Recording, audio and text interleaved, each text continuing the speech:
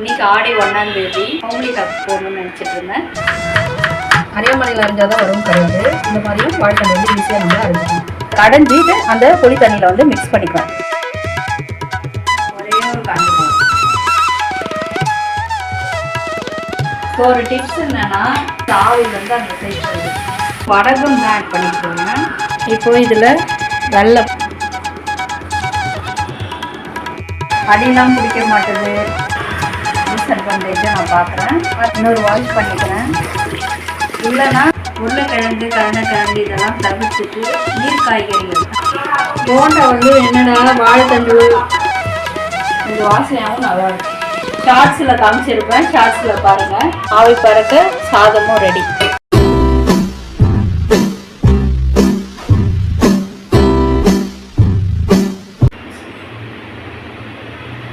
Hi friends, எல்லோரும் எப்படி இருக்கீங்க? இன்றைக்கி வந்து நான் என்ன பண்ணிகிட்ருக்கேன்னா வாழைத்தண்டு தான் கட் பண்ணிகிட்ருக்கேன். வாழைத்தண்டு பொரியல் பண்ண போகிறேன் அண்ட் பூண்டு குழம்பு. இன்றைக்கி ஆடி 1ஆம் தேதி. இன்றைக்கி வந்து சமையல்லாம் சீக்கிரமாக கடகடன்னு முடிச்சுட்டு ஷாப்பிங்கும் போகணும். ஹோம்லி ஹப் போகணும்னு நினச்சிட்டு இருந்தேன். அங்கே தான் அடுத்து போக போகிறோம். நிறைய இன்ட்ரெஸ்டிங் டிப்ஸ்லாம் வந்துட்டுருக்கு, மிஸ் பண்ணாமல் பாருங்கள். இப்போ வாழைத்தண்டு கட் பண்ணிவிட்டு பூண்டு குழம்பு வைக்கும்போது ப்ளாக் கண்டினியூ பண்ணுறேன். இந்த மாதிரி ஃபுல்லாக இது வந்து நல்லா நைஸாக இருக்குது வாழைத்தண்டு. நல்லா ஃபுல்லாக ரவுண்டாக கட் பண்ணிக்கிட்டு இந்த மாதிரி கருப்பாக இருக்கிறது வேண்டாம், ஈஸியாக பண்ணலாம். அரையாமலையில் அரைஞ்சால் தான் வரும்னு கிடையாது. இந்த மாதிரியும் வாழைத்தண்டு வந்து ஈஸியாக நம்ம அரைஞ்சிக்கலாம். நிறைய பேர் வந்து வாழைத்தண்டு அரைகிறதுக்குலாம் ரொம்ப கஷ்டப்பட்டுக்கிட்டு தான் அதை செய்கிறதே இல்லை. பாருங்கள் எவ்வளோ சிம்பிளாக நான் வந்து கட் பண்ணுறேன். பிகினர்ஸ்க்காக சொல்லிகிட்ருக்கேன், தெரிஞ்சவங்க ஸ்கிப் பண்ணிக்கலாம். முக்கியம் இதுக்கு என்னன்னா, இந்த மாதிரி அரிசி கழுவின தண்ணி வச்சுருக்கேன், அதில் போட்டு வச்சிட்டோம்னா வந்து கருக்காது. அதனால் இந்த மாதிரி கொஞ்சம் கொஞ்சமாக கட் பண்ணிவிட்டு இதில் போட்டு வச்சுக்கோங்க. ஃபுல்லாக கட் பண்ணிவிட்டு காட்டுறேன். வாழைத்தண்டெல்லாம் கட் பண்ணி வச்சாச்சு. இப்போ வந்து சமையலுக்கும் வந்து வெங்காயம் தக்காளி இதெல்லாம் கட் பண்ணி வச்சாச்சு. கொத்தமல்லி எதுக்குன்னா ரசத்துக்கும் அப்புறம் வாழைத்தண்டு பொரியலுக்கு கொஞ்சம் சேர்த்தா வாசனையாக இருக்கும். அதுக்காக எப்போவுமே சமைக்கும்போது இந்த மாதிரி ரெடி பண்ணிட்டோம்னா வந்து அந்த நேரத்தில் போய் டக் டக்குன்னு செஞ்சிடலாம். அந்த நேரத்துக்கு உட்காந்து ஒன்று கட் பண்ணிட்டு இருந்தோம்னா டைம் வேஸ்ட் ஆகும். டைம் சேவிங் மேனேஜ்மெண்ட்டுக்காக இதை சொல்லிகிட்ருக்கேன். இப்போ வந்து கருவேப்பிலை வந்து ரசத்துக்கும் அப்புறம் வந்து குழம்புக்கு கொஞ்சம் தேவைப்படும். வடகம் போடலான்னு இருக்கேன். வடகம் போட்டால் நல்லா வாசனையாக இருக்கும். செய்யும்போது காட்டுறேன். புளி வந்து கரைச்சி வச்சுருக்கேன். புளி எதுக்குன்னா இது வந்து பூண்டு குழம்புக்கும் இதை வந்து ரசத்துக்கும் ஒன்றா கரைச்சிட்டு வடிகட்டி எடுத்து வச்சுக்கிறேன். புளியில் கொஞ்சம் மண் இருக்கிறதுனால இந்த மாதிரி ரசத்துக்கும் சேர்த்து பண்ணியிருக்கேன். மண் இல்லைன்னா அப்படியே வந்து புளி போட்டு ஊற வச்சே பண்ணிவிடுவேன். அது எப்போதும் அப்படி தான் பண்ணுவேன். இன்றைக்கி வந்து புளியில் மண் இருக்கிறதால இந்த மாதிரி தனித்தனியாக கரைச்சி வச்சுருக்கேன். ரெண்டு குத்துக்கும் எடுத்தாச்சு. இப்போ ரசம் எப்படி பண்ணுறதுன்னு பார்க்கலாம். ரசத்துக்கு வந்து ஃபஸ்ட்டு மிளகு சீரகம் பூண்டு காஞ்ச மிளகாலாம் மிக்ஸி ஜாரில் போட்டு அரைச்சி வச்சுக்கிட்டு இந்த தக்காளியை புளி தண்ணியில் போட்டு கொஞ்சம் மஞ்சள் பொடி உப்பு போட்டு கரைச்சிட்டு அந்த அரைச்சி வச்ச மிளகு சீரகம் அதையும் போட்டு கரைச்சிட்டு ஒன்றா ரசம் கொட்டி வச்சுக்கலாம். நெக்ஸ்ட்டு வந்து புளிக்கு பார்த்தீங்கன்னா புளி தண்ணியில் பூண்டு வந்து வேக வச்சுருக்கேன். பார்த்தீங்களா,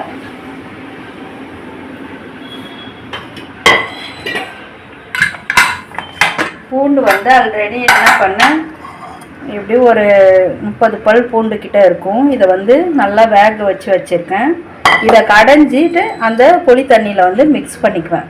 அது கூட வந்து குழம்பு மிளகாத்தூளும் போட்டு கூட்டி வச்சுக்கிட்டு அப்புறமா நம்ம தாளிக்கும் போது காட்டுறேன். இப்படியும் பண்ணலாம் பூண்டு குழம்பு. சில பேர் அரைச்சிட்டு பச்சையாக வதக்கி பண்ணுவாங்க.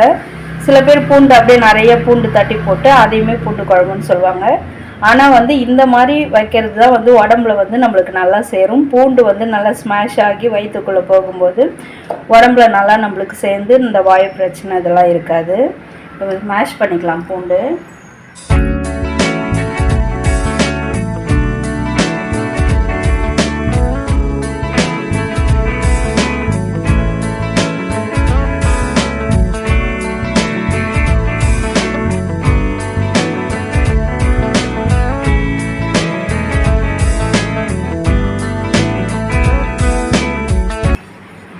இது வந்து சீக்கிரமாக வந்துடுது இந்த அரிசி, என்னன்னு தெரியல.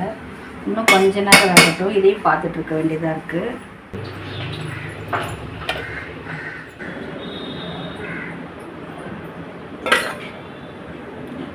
ரெண்டு ஸ்பூன் மிளகாத்தூள் போட்டிருக்கேன். இது வந்து 4 பேருக்கு வைக்கிறேன் குழம்பு.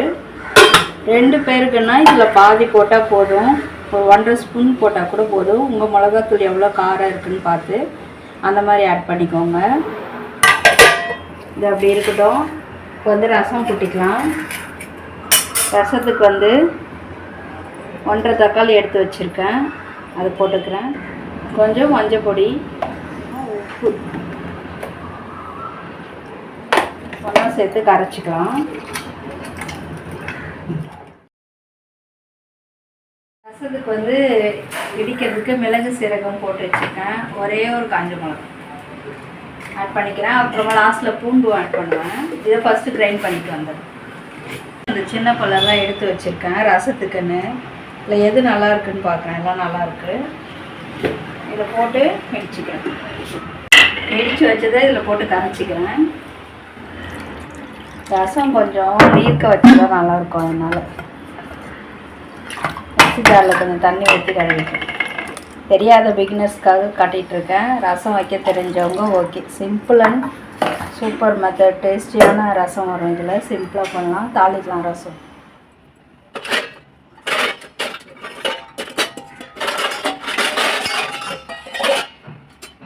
இப்போ ஒரு டிப்ஸ் என்னென்னா, இந்த வானல் வச்சுருக்கேன் இல்லையா, இந்த வானலில் வந்து ஒரே வானல்லே ஃபஸ்ட்டு ரசம் தாளிச்சுப்பேன். அடுத்தது பூண்டு குழம்பு தாளிச்சுப்பேன். நெக்ஸ்ட்டு வந்து வாழைத்தண்டு பொரியல் அதையும் பண்ணிக்குவேன். இது வந்து உங்களுக்கு வந்து பாத்திரம் நிறையா செய்கிறாது, அதுக்காக சொல்லிகிட்ருக்கேன். இப்போ ரசத்துக்கு தாளிச்சிக்கலாம். ஃபஸ்ட்டு வந்து இதில் ஒரு ட்ராப் ஆயில் விட்டுக்கிறேன். கடுகு, ஒரு 2 காஞ்ச மிளகாய். இது ரசத்துக்கு. நெக்ஸ்ட்டு கொஞ்சமாக பெருங்காயம், கொஞ்சம் கருவேப்பிலை,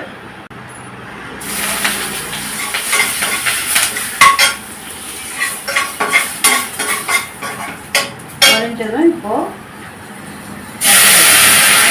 ரசம் வரும்போது இந்த மாதிரி சைடில் விட்டுட்டோம்னா அந்த ஆவில் வந்து அந்த சைட் போயிடும். தண்ணி கொஞ்சம் நிறைய ஆட் பண்ணிக்கலாம்.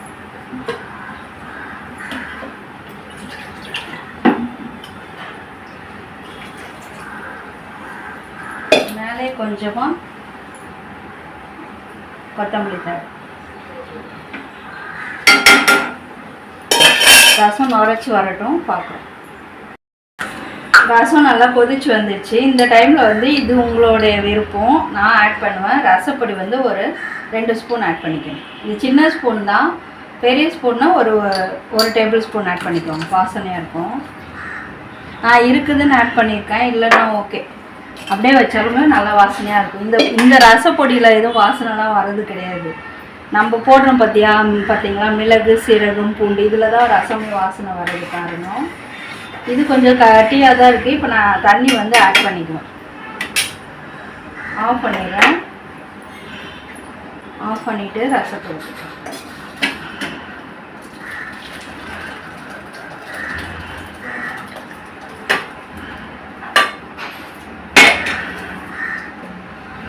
தேவையான அளவு தண்ணி ஊற்றிக்கணும். இப்போ இந்த ஒரே வானலில் தான் எல்லாம் 3 டிஷ்ஷும் செய்ய போகிறேன். பாத்திரம் நிறையா செய்யறது, அதனால சொல்லிட்டு.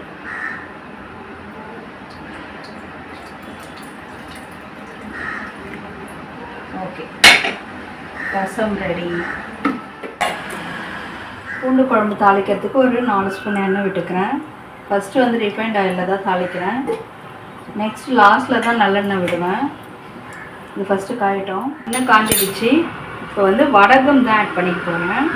உங்களுக்கு வேணும்னா உங்கள் வீட்டில் வந்து வடகம் இல்லைன்னா கடுகு, ஜீரகம், கொஞ்சமாக வெந்தயம் இதை போட்டு தாளிச்சிக்கலாம். என்கிட்ட இப்போ வந்து வடகம் இருக்கிறதுனால அது போட்டு தாளிச்சிக்கலாம். ரொம்ப கருகு விடக்கூடாது. அது கூடவே கொஞ்சம் வெங்காயம்.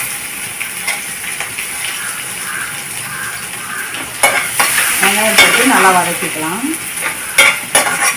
இந்த ஸ்டேஜில் பூண்டு வேணும்னா கூட கொஞ்சம் ஆட் பண்ணிக்கலாம். பூண்டு குழம்புன்றீங்க. நான் கரைச்சிட்டு ஊற்றிட்டதால இதெல்லாம் ஆட் பண்ணல. வெங்காயம் வதங்கிடுச்சு. தக்காளி வந்து கொஞ்சமாக ஆட் பண்ணிக்கோங்க. புளி குழம்புனாலே பொதுவாக வந்து புளிப்பாக இருக்கும். அதனால் வந்து தக்காளி கொஞ்சம் அரை தக்காளி ஆட் பண்ணிட்டா கூட போதும். மீன் குழம்புக்கெலாம் ஆட் பண்ணுற மாதிரி தான். ஏன்னா வந்து புளியும் சேர்த்து தக்காளி நிறையா போட்டால் டேஸ்ட் வரும்னு நினைக்கிறீங்க. அப்படி கிடையாது, ஒரு அளவு தான் சேர்க்கணும். இந்த குழம்புக்கெலாம் இந்த அளவு சேர்த்தா போதும். நீங்கள் தக்காளி தொக்கு இல்லை சாம்பார் இதெல்லாம் வைக்கிங்கன்னா கொஞ்சம் தக்காளி அதிகமாக, ரசத்துக்கு இதுக்கெலாம் உப்பு கொஞ்சம் ஆட் பண்ணிக்கிறேன். நல்லா வதங்கி வரும். அதனால் என்ன சொல்லிட்டு இருந்தேன், ஒரு ரசத்துக்கெலாம் வந்து கொஞ்சம் அதிகமாக சேர்த்தா டேஸ்ட் கிடைக்கும். சாம்பார், வெறும் சாம்பார், காய் சாம்பார் எடுக்கலாம். புளி குழம்புக்கெலாம் பார்த்தா லிமிட்டாக சேர்க்கணும். இப்போ வந்து நான் 4 பேருக்கு தான் வந்து குழம்பு வைக்கிறேன். அதனால் வந்து ஒரு அரை தக்காளி ஆட் பண்ணிங்கனாலே போதும். சின்னதாக ஒன்று கட் பண்ணி வச்சுருக்கேன். இப்போ வந்து இதில் கொஞ்சமாக கலருக்காக எப்போவுமே வந்து நான் கலர் பவுடர்லாம் ஆட் பண்ண மாட்டேன். இந்த காஷ்மீரி மிளகாத்தூள் ஆட் பண்ணிக்கிறேன். 1 ஸ்பூன் ஆட் பண்ணிக்கிறேன். கொஞ்சம் நல்லா இருக்கும் கலர் குழம்புக்கு. என்னோடய குழம்பு தூள் வந்து கலர் வராது, அதனால் கொஞ்சமாக மஞ்சள் தூள் இதில் ஆட் பண்ணிக்கிறேன். இதுவும் நல்லா வதங்கி வந்ததும் இது வந்து ரொம்ப ஈஸி மெத்தட். இந்த மாதிரி புளி கரைச்சி குழம்பு தூள்லாம் ஆட் பண்ணி வச்சுக்கிட்டிங்கன்னா, பூண்டையும் கரைச்சி ஆட் பண்ணி வச்சுக்கிட்டிங்கன்னா ஈஸியாக இந்த பூண்டு குழம்பு வச்சிடலாம். கரைச்சி வச்ச புளி தண்ணி ஆட் பண்ணியிருக்கேன். பார்த்தீங்களா, கலர் வந்து மேலே தெரியுதா?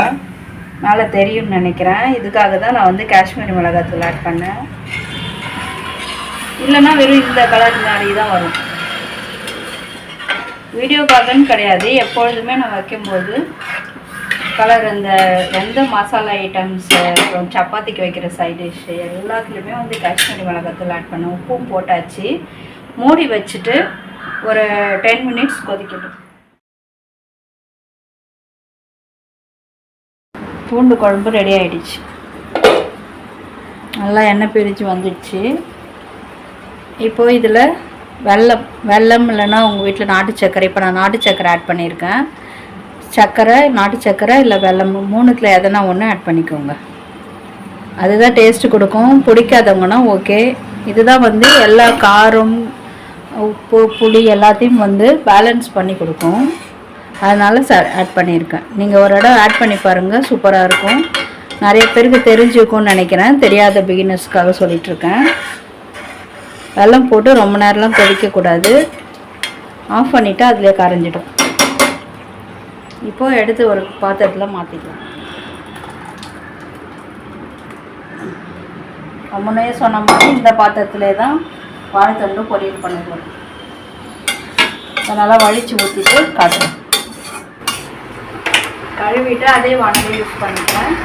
இந்த மாடல் பற்றி நீங்கள் பார்த்துருப்பீங்கன்னு நினைக்கிறேன். நிறைய விளாகில் காமிச்சிருப்பேன். வாங்கிட்டு வந்த உடனே காமிச்சிருப்பேன். டிமார்ட்டில் வாங்கினது தான் இது. இது எப்படி இருக்குதுன்னு கேட்டிங்கன்னா, இதோட ரிவ்யூ எப்படி இருக்குதுன்னு பார்த்தீங்கன்னா, நல்லா இருக்குது. அடியெலாம் பிடிக்க மாட்டுது. நல்லா இருக்குது பொருள் பண்ணோம்னா. எல்லா பொருளுமே, எல்லா டிஷ்ஷுமே, ரெசிபீஸ்லாம் இதில் பண்ணலாம். ஆனால் இது என்ன பிரச்சனைனா, தூக்க கொள்ளலாம் ரொம்ப கஷ்டமாக இருக்குது. வெயிட்டாக இருக்கிறதுனால துணிலாம் நல்லா அகலமாக வச்சு தூக்கணும். அதே போல் செஞ்சுட்டு அப்புறம் பார்த்திங்கன்னா ஒரு லைட்டாக அந்த மாதிரிலாம் கரை பிடிக்குது. உங்கள் வீட்டில் டிஷ்வாஷர் இருக்குதுனாக்கா, உங்கள் வீட்டில் வந்து டிஷ்வாஷர் இருக்குதுன்னா ஓகே, இது நல்ல யூஸ் ஆகும். எங்களை மாதிரி விளாக் எடுக்கிறீங்க, வீடியோ எடுக்கிறீங்க, இல்லை வேறு பர்பஸ் பண்ணுறீங்க அப்படின்னா ஓகே. ஆனால் வீடுக்குன்னு பார்த்தீங்கன்னா ட்ரைப்ளை ஓகே, நல்ல ப்ராடக்ட் தான், நான் தப்பு சொல்லலை. ஆனால் தூக்க கொள்ள கஷ்டம். வாஷ் பண்ணுறதுலாம் வந்து நல்லா தேய்ச்சி கழுவி நல்லா மெயின்டைன் பண்ணணும். அதுதான் இதில் இருக்க ஒரு சின்ன டிஸ்அட்வான்டேஜாக நான் பார்க்குறேன். மற்றபடி ஓகே, நல்லா தான் இருக்குது. வாங்கணுன்னா வாங்கி யூஸ் பண்ணலாம். இப்போது வாழைத்தண்டு பொரிச்சிக்கலாம். அதுக்கு ஒரு 3 ஸ்பூன் எண்ணெய் விட்டுக்கிறேன். வாழைத்தண்டு கொஞ்சமாக எண்ணெய் விட்டாலே போதும். எண்ணெய் காஞ்சிச்சு. 1 ஸ்பூன் கடுகு ஆட் பண்ணிக்கிறேன். அதிலே வந்து காஞ்ச மிளகா ஒரு 2 மட்டும் ஆட் பண்ணிக்கிறேன். வாழைத்தண்டு சின்ன வாழைத்தண்டியாக இருந்தது. நெக்ஸ்ட்டு வந்து வெங்காயமும் அதிலே ஆட் பண்ணிக்கிறேன்.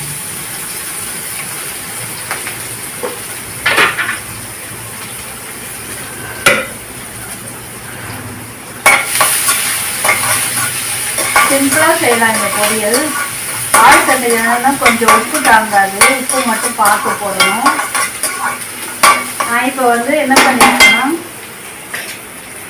ஒரு அரை மணி நேரத்துக்கு முன்னாடியே பார்த்தீங்கன்னா இந்த மாதிரி ஒரு 2 டேபிள் ஸ்பூன் வந்து சிறுபருப்பு எடுத்து ஊற வச்சுருக்கேன். இது போட்டு செய்யும்போது நல்லா டேஸ்ட்டு சூப்பராக வரும். தேங்காய் கூட ஆட் பண்ணணும்னு அவசியம் இல்லை. உங்கள் வீட்டில் தேங்காய் இருந்ததுன்னா ஆட் பண்ணிக்கோங்க, இல்லைன்னா ஓகே. இந்த பருப்பு மட்டுமே அவ்வளோ டேஸ்ட்டாக இருக்கும். இது வந்து வேகும்போது வாழைத்தண்டு வேகும்ல, அது கூட ஆட் பண்ணிக்கலாம்.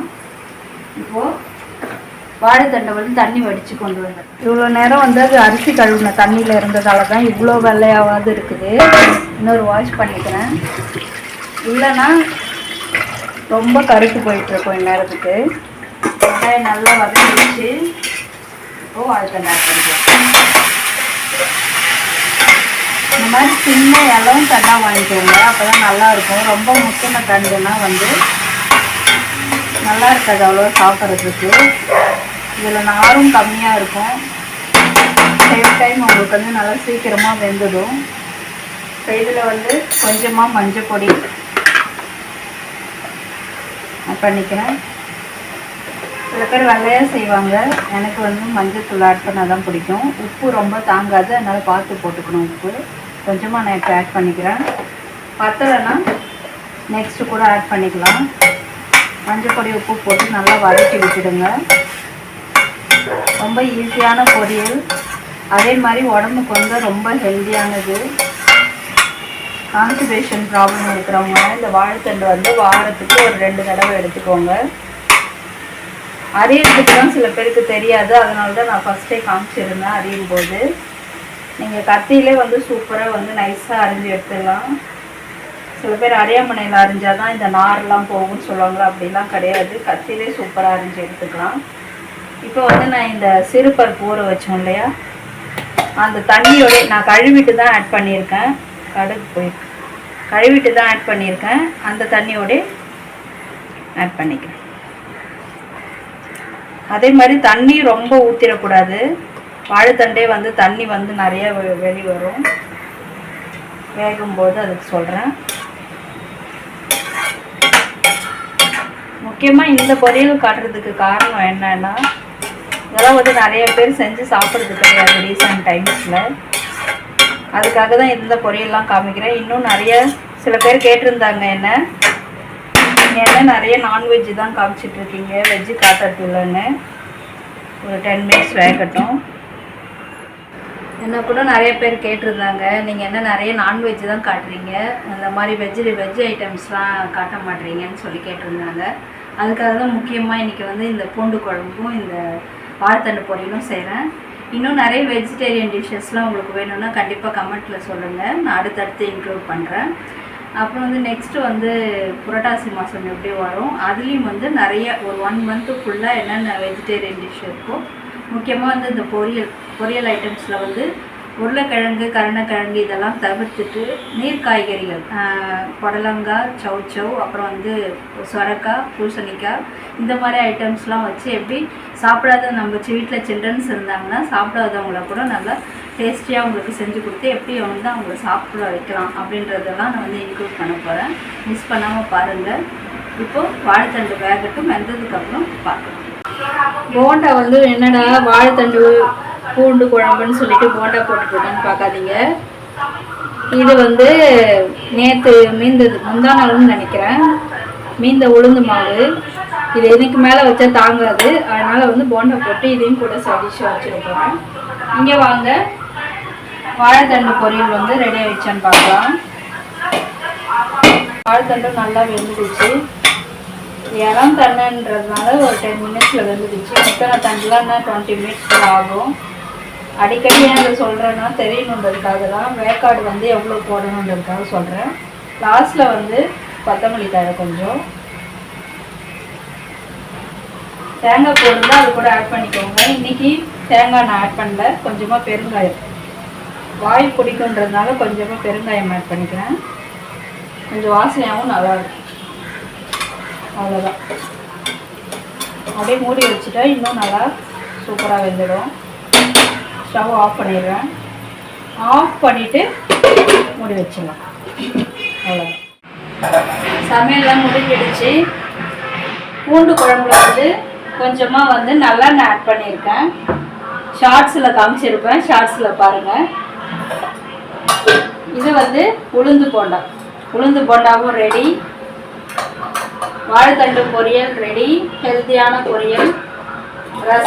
ரசப்பொடியும் போட்டு வச்ச, நம்ம வீட்டு முறையிலையும் ரசப்பொடியும் போட்டு வச்ச ரசமும் ரெடி. இங்கே பாருங்கள், சுட சுட சோறு, ஆவி பறக்க சாதமும் ரெடி. ஓகே ஃப்ரெண்ட்ஸ், இன்றைக்கி வந்து வெற்றிகரமாக சமையல் செஞ்சு முடிச்சாச்சு. சிம்பிள் சமையல் தான், ஆனால் நல்ல ஹெல்த்தியான சமையல். கண்டிப்பாக உங்கள் வீட்டில் ட்ரை பண்ணி பாருங்கள். இதுக்கு அடுத்து வந்து ஷாப்பிங் போனால் அதையும் கவர் பண்ணுறேன். ஓகே, பாய்.